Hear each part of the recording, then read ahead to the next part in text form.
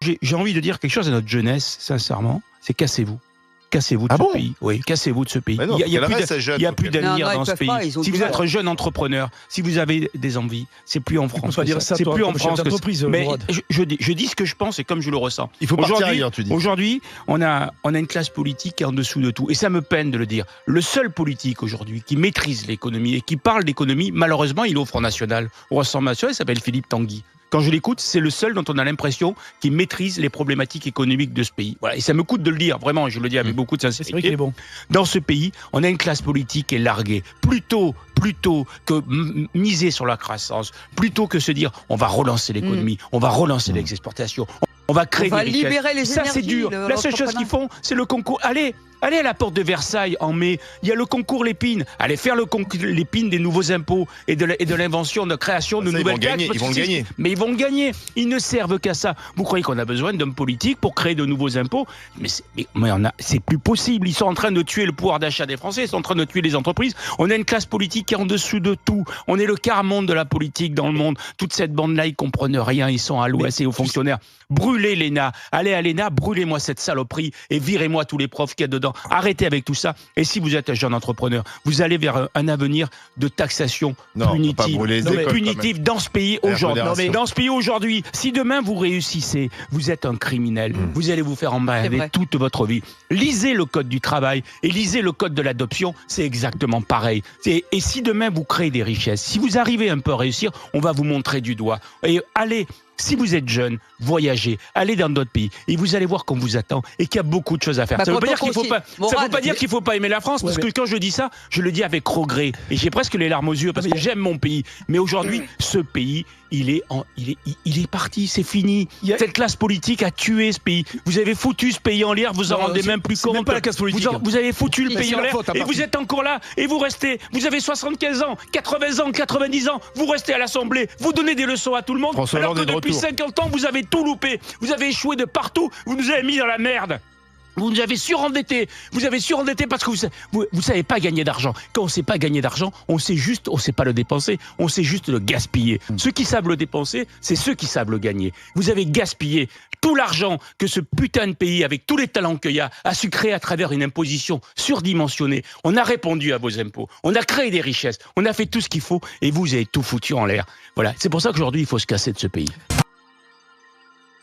All you your Glocks and your switches and your shiesties, we need you right now at the White House. We're not doing that grazing his skin, his ears, okay? We're going full-blown Lincoln, full-blown Kennedy right now.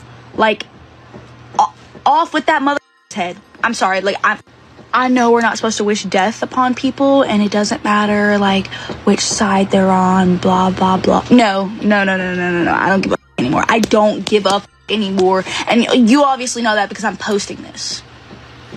Off with it. Someone get up there.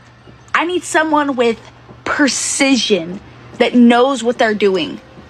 I'm about to call up the Wyans in Beaumont, Texas, because of what's going on.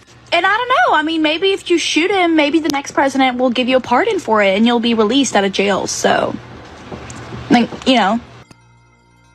Je vous montre une photo ici, avec Gilles Probat OCF, puis Dan Jean-Michel, avec qui Jean-Michel, aujourd'hui première dame de France, a eu 3 enfants.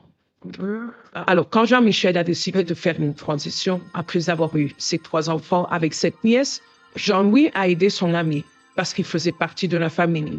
Le père des enfants de la nièce, essentiellement de la famille, il a dit « Je vais vous aider dans cette transition ». Comment a-t-il aidé son ami? Eh bien, Jean-Louis, Maurice est bien très étroit avec les services secrets français. Cela a donc rendu les choses très faciles, ou du moins plus faciles. Ce qu'ils ont fait ici, presque un tour de passe-passe. L'Égypte Barosière, sa nièce, et la mère des enfants de Jean-Michel. Au lieu, il existait déjà, n'est-ce pas? L'Égypte existait déjà. Ce qu'ils ont donc fait, c'est qu'ils ont transitionné Jean-Michel avec un ami, non? Ils ont fait de Jean-Michel Brigitte, parce que c'est une fille confuse. Ils ont ensuite créé un faux mari, André, qui n'a jamais existé. Du moins, d'après les archives publiques, il est très difficile de trouver cet homme. Encore une fois, c'était un tour de passe-passe parfait, parce que maintenant, ils se disent, Brigitte Joseph existe ou a existé. Non, en fait, c'est une US. Il a aidé son ami à détruire. Darker et l'histoire de Vlemfusson est encore Encore une fois, vous êtes fou pour demander pourquoi quelque chose d'aussi énorme aurait de l'importance. Cela signifierait que la race est potentiellement dirigée par un menteur psychopathe et a des implications. S'il s'avérait que cette affaire est faite, cela signifie également que l'ensemble de la presse française est impliqué dans la tentative de dissimulation de cet énorme mensonge. Et l'autre raison est important. Jetez un coup d'œil à ce tweet écrit par ce ressortissant français. Il se traduit en gros par la folie, c'est d'avoir fermé les yeux. Nous les Français, en 2017, accepter qu'un enfant vampirisé par un adulte devienne notre chef sans même se soucier de la morale et de l'éthique, sans même reconnaître que cela est forcément une incidence psychotique sur le bonhomme. En d'autres termes, c'est très important. Parce que, comme je l'ai dit, cela signifierait que la France, très semblable à l'Amérique, n'a pas de presse. Nous n'aurions qu'une extension du gouvernement qui fait semblant de rapporter les informations. Cette fois-ci, les informations sont très crédibles. Si seulement il voulait en parler. L'histoire ici semble incroyablement crédible. Et je pense que c'est encore plus crédible en raison du niveau incroyable du détournement qui est en cours de la presse française dans son ensemble. Quoi l'idéologie d'extrême droite? Bah écoutez, la ligne politique de C8, de CNews, etc., on la connaît. Enfin, oui, Monsieur Bolloré, on connaît aussi son idéologie. Donc on sait très bien que c'est une idéologie d'extrême droite. On sait toujours pas c'est quoi. Moi je suis journaliste. CNews, c'est la seule chaîne où on entend parler quasi du voile à longueur de journée, des musulmans à longueur de journée. Bah non, ce que vous dites est faux. Écoutez, ce que vous dites est faux. Moi je suis sur CNews, par exemple, vous voyez, je viens de terminer la semaine. J'ai fait 1h30 le matin, 1h l'après-midi, j'ai fait 2h30, multiplié par 5, je n'ai pas parlé une fois du voile. En fait, j'en ai assez que vous disiez tous n'importe quoi. J'en ai assez d'entendre des bêtises comme vous dites, Monsieur Philippe, parce que c'est insultant ce que vous dites. Parce que vous insultez en fait les gens. Vous dites des choses qui sont fausses. Vous dites des choses qui sont fausses. Moi, je viens de sortir et je prends à défi tout le monde. Je viens de faire 2h30 par jour sur l'antenne de CNews. Je n'ai pas parlé une fois du voile cette semaine. Ça vous va? bah cette semaine. Ça vous va? Non mais ça vous va? Non mais je crois même pas la semaine. Mais pas la semaine dernière. En fait, vous dites n'importe. En fait, vous dites n'importe quoi. Vous dites n'importe quoi. Moi, je veux bien.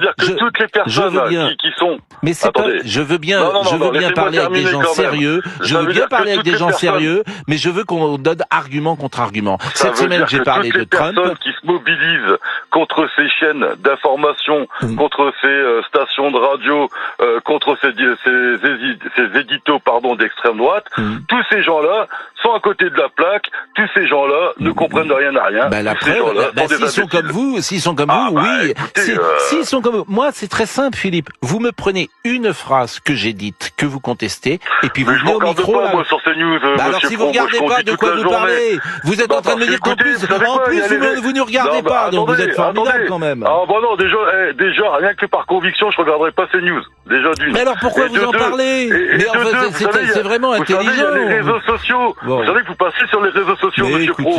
Mais vous savez quand même qu'il y a des moments de télé où vous passez quand même. Je suis Trump-là. Parce que je trouve que moi, par exemple, je trouve un peu court que de dire, par exemple, comme vous semblez le penser, que les ennemis de mes ennemis sont mes amis. Moi, je suis par exemple content que quelqu'un sonne la charge contre le wokisme que je combats, mais ce quelqu'un, c'est Trump qui est un personnage épouvantable. Voilà. Mais épouvantable. Mais épouvantable pourquoi? Mais comment dire? Parce qu'il a essayé de voler le résultat d'une élection par tous les moyens jusqu'à organiser un coup d'État. Épouvantable par sa vulgarité, épouvantable par sa manière. Eric Nolot. Il a été élu. Parce que vous mélangez la personne et les mesures. Mais arrêtez. Très largement élu. Mais arrêtez avec la vulgarité. Voilà, c'est ça, j'allais dire. Je veux dire, est-ce que je peux terminer? combattants ne sont pas les combattants ne sont pas des saints. Je suis désolé de vous le dire. Alors, mettez la c'est un combattant. C'est d'ailleurs, je termine juste, c'est le procès qui était fait à Jean-Marie Le Pen parfois était celui-là aussi. Les combattants ne sont pas des saints. Voilà, vous êtes un bel esprit, vous êtes un esthète. Mettez les mains dans le cambouis et vous verrez si on vous. J'ai plutôt l'impression d'être votre esthète de Turc plutôt qu'un esthète. Non. Mais alors, je termine. Mais laissons la vulgarité de côté. Je garde le coup d'État. Ce concept bourgeois de vulgarité. Non, mais là, vous fondez sur petit bourgeois. Vous fondez sur un détail de ce que j'ai dit. Gardons le coup d'État. Avec la vulgarité. Je termine, si vous permettez. Sa manière d'agiter dans un contexte géopolitique vraiment très explosif, le Groenland, le Canada, le canal de Panama. Le fait qu'en effet, ça va pas arranger nos affaires. Non, mais je vous dis simplement, c'est pas parce que jusqu'à un certain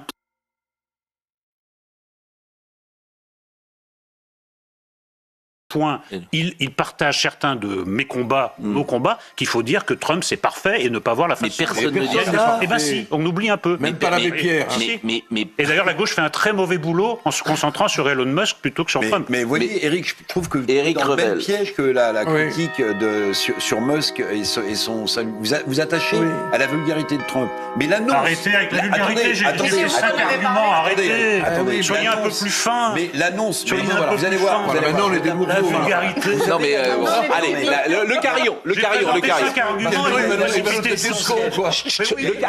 le carillon.